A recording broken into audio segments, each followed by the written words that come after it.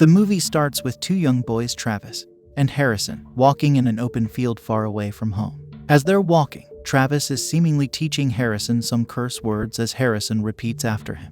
They then go over a wired fence and continue walking until they soon come across a snake hole, and there, they attack it with sticks in their hands. After a while of walking, they soon spot a cop car, and Travis thinks the cops were already looking for them. They then try to create a distraction by throwing something towards the cop car so they can run away. However, the small stone Travis throws touches the car, and for the fear of being arrested, Travis insists that he's got to get the stone since it had his fingerprints on it.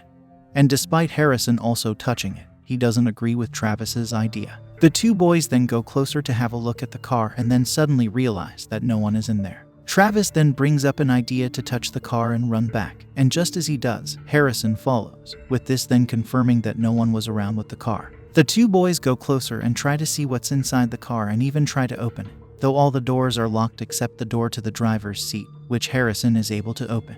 As it opens, Travis immediately gets in and tells Harrison to come in too, but Harrison looks scared, pointing at a drink that was on the car, meaning that the cop was still around.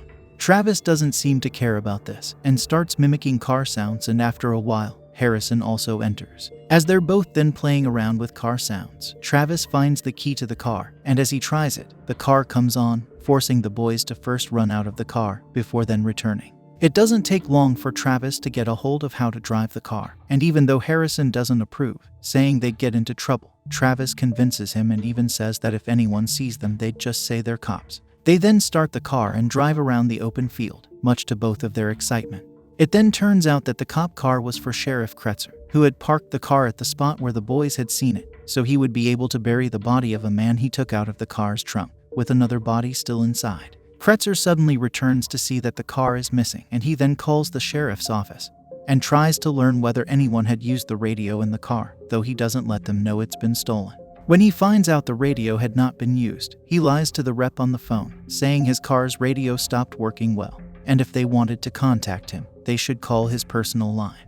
With this, he runs away from the scene in a bid to start looking for the car. Meanwhile, Travis and Harrison are still enjoying the car, though they decide against using the radio to prevent getting caught since their voices would give them away. Soon after, Harrison takes the wheel from Travis while the car is still in motion, and it doesn't take long before he's able to get onto the road after breaking through a gate with the car. While on the road, Harrison drives really slowly, and this doesn't seem exciting enough for Travis. So he asks Harrison to let him drive again, and this time, Travis drives quite recklessly at high speed on the road. During the process, he also almost hits a car driven by a woman named Bev, who can't seem to understand what was happening in the cop car. After running several miles, Kretzer is able to reach a neighborhood where he spots a car. He manages to avoid getting caught, and also uses his shoelace to open the car door, after which he hot wires it and drives off. Kretzer soon has to avoid attention from a stranger when he makes a stop at the traffic light. As the light turns green, he immediately drives off and even makes a turn to a closed road, though he doesn't go too far before a cop stops him. However, before the cop gets down from his bike and reaches him, Kretzer calls the office again and asks them to call in a code for a crime happening around him. When the cop gets to the car, he asks Kretzer for the car's documents, but as Kretzer fumbles with the glove box, the cop suspects foul play, so he asks Kretzer to get out. Just as Kretzer reaches for his gun though, the cop finally gets a code called in for him to check out the location of a crime. And after he answers, he gets off Kretzer's back and leaves. Elsewhere, Bev arrives at a restaurant and is looking shocked from what she saw. And in that moment she suddenly sees two cops come in, so she reports to them. Meanwhile, Kretzer doesn't drive any further and immediately gets out from the car after the cop leaves, heading for his house. When he gets there, the first thing he does is to enter his truck and check the radio. After that, he makes another call to the office, and there, he gets to learn that the car had been stolen by kids. Kretzer is beyond surprised, though he's also relieved to hear this, then telling the lady over the phone to discard the report. He also proceeds to ask that the radio channel be changed since there seems to be a problem with his own radio, and even though the receiver hesitates, all the officers on duty change the channel, much to Kretzer's relief. He then goes into the house and seemingly gets pissed as he breaks a vase. On returning to the car, he uses the radio to communicate with the stolen cop car, telling the boys they had to return the car or they'd be in big trouble. He also mentions that no one else apart from him can hear them, but no one seems to answer. Quite interestingly, the boys are not in the car. They're playing around with the caution tapes and the guns they found in the vehicle. At some point, Travis tries to shoot at Harrison while wearing a bulletproof vest, but he doesn't seem to know how the gun works. With this, Travis wants to try using the smaller gun, but Harrison hides it, telling Travis he didn't know where the gun was. Travis then heads for the car to search for it, but suddenly hears Kretzer on the radio. He immediately goes over to call Harrison, and even though they repeatedly hear Kretzer give them instructions to use the radio, they don't do anything. When they no longer hear anything, Harrison then tells Travis they had to ditch the car, though Travis doesn't agree as he believes they can run away with the car. However, as they're arguing, they hear a sound from the trunk of the car. The boys then pick up guns and open the truck, only to see an injured man seriously pleading for his life. After a while of pleading, the man realizes that it's the boys and not the sheriff. After asking whether or not he was a bad guy, with the man saying he was a good guy, the boys agree to set him free, though they tell him he can't take the car away from them. The man agrees, even offering them money and taking them to a club, and he eventually cons them into cutting him loose. He also tells them that the sheriff is a bad person. Meanwhile, Kretzer is looking frustrated at home as he opens several bags of an illegal substance and flushes them down the toilet. He then gets a gun, ID, and a couple other things and puts them in a bag, and as he's coming out of his room, he hears the boys talking over the radio. Kretzer becomes finally happy to talk to them, and he gets Harrison to tell him where they are. Kretzer then says he's coming to get them and they should just sit in the back. He also asks if they've touched anything in the car, including the trunk, and Harrison says no. It then turns out that Harrison was being threatened by the man they had saved from the trunk, and the man had made Harrison say all those things. When the conversation with Kretzer ends, he moves Harrison to the back, and just as the boys struggle to escape, he shoots the gun to show them that it was working after all. The man, who seems to be a criminal, then goes on to make a desperate attempt at hiding, but doesn't quite get what he's looking for, so he gets back in the car and drives up ahead until he reaches a place that has a windmill.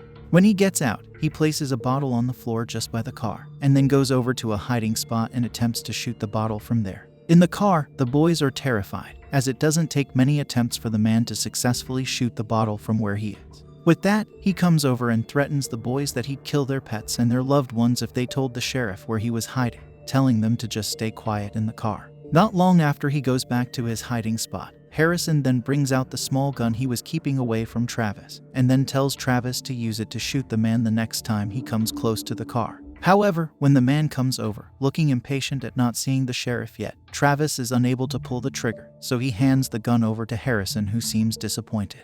Not long after though, Kretzer's truck finally approaches them. Kretzer starts to suspect something fishy when he sees one of the car doors open. He then walks slowly to the car as he looks around to see if there's anyone hiding. Luckily, he goes through the other side and the criminal looks very furious as he won't be able to get a clear shot. Kretzer then opens the door, looking happy to see the kids as he also tells them he'll take them home. However, their silence troubles him, so he looks around first before he then closes the door and bends down, asking the kids if they opened the trunk. He repeatedly asks them, and when they don't say anything, he even threatens them with his gun, saying he's the only one they can trust. Just then, the sound of a car coming allows him to duck again, and it turns out to be Bev. She parks her car right in front of Kretzer's truck and approaches the vehicle, yelling at the kids, saying she knew she saw the right thing. As she then goes over to try and open the door, she sees Kretzer with his gun. At first, she looks scared, though he tells her that he's a cop and that he had been shot by a criminal who has fled the scene, saying he just needs her to help him get his keys up ahead in the bush so he can get help. She agrees, and as she's searching the ground, the criminal looks confused, though he still sets his gun on her. As she goes closer, she spots the criminal and immediately tells Kretzer, but she ends up getting shot in the head by the criminal. With this, a shootout then starts between Kretzer and the criminal, and it ends up with both of them shooting each other and falling to the ground, with Kretzer still having the strength to touch the window with his blood.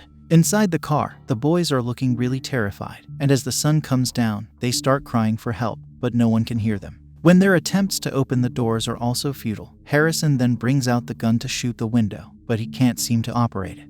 Travis then takes it and tries to, but it's the same outcome. However, Harrison takes it again and throws it against the window a couple of times, and when it doesn't break the window, he tries it unknowingly and it works, with the gunshot being too loud for them in the car. Travis then takes the gun and shoots the window, and at first attempt, the bullet bounces off, but the second time, it breaks and Harrison is able to open the door and run away. As he's running though, Travis calls him back, and when Harrison gets to him, he sees that Travis is wounded and losing blood. The first bullet that bounced off hit Travis. Harrison immediately closes the door and enters the car to drive away. Meanwhile, it also turns out that Kretzer is not dead yet, though he's injured, and he also makes his way into his truck to chase after them. He then communicates with the boys through the radio, telling them to slow down so he could get the car back. However, Harrison doesn't listen, so Kretzer uses the truck to hit the car from behind a couple of times. Harrison is then surprisingly able to swerve to another side, and this allows Kretzer to hit a cow, with Harrison then losing sight of him.